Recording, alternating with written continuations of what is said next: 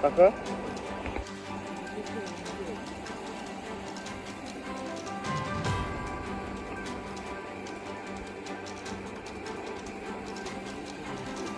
Mukilaya थामनो Mahanpur स्टार्टिंनिफ्राय बायबाय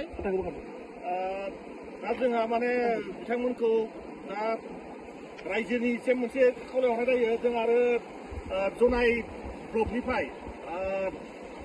video महरैसिम जों मोनसे खावलायहरनो जोङो इमारजेन्सि फान्डनि थाखाय जोङो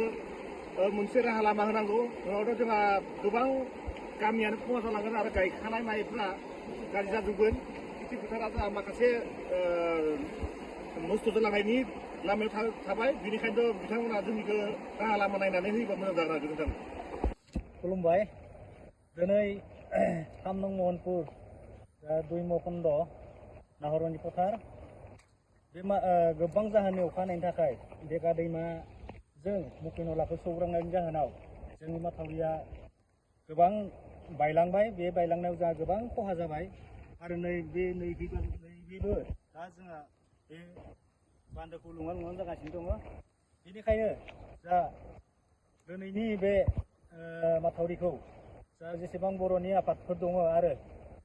सरकारजों लोगोसे ज' जानानै जोंनि बे माथावरि बायनायखौ थाबैनो बेबस्था खालामनानै होयो बेखिनिखौनो खावलायनाय जाबाय। खालामबाय आरो बहुत रायजो राजानि माइ आरो गायनाय हा माबा माबि फोथार खेथि फोथार सब लांजोब्बाय नै एसेदि गिदिर माथावरि गिदिर बायबाय दा जोंनि गामियाव कल नङा बेयाव महनपुर 3 नम्बर 2 नम्बर मार्गाव कटारि आरो निखामुरा बे फोथार गंथामा दुगिनानै दा आखालानि माइफ्राय सब लांजोब्बाय दा गायखानाय माइफोरानो थांजोब्बाय दंफां लाइफां मुलुग सेब फायजोबलांबाय मा बुङो आरो दा नै जोंनि फोथारखौ नाय रायजो राजा नोंथांमोन जिथुनाखि एसे एनला गायदोंमोन खस्थ' खालामनानै बे गायनाय माइयानो नै दिनै बुस्रांजोबलांबाय दा मा खालामबावनो गायनाय खिना माइयानो थांजोब्बायबा आरो बेखिना दै दहआव आरो मा खालामबावनो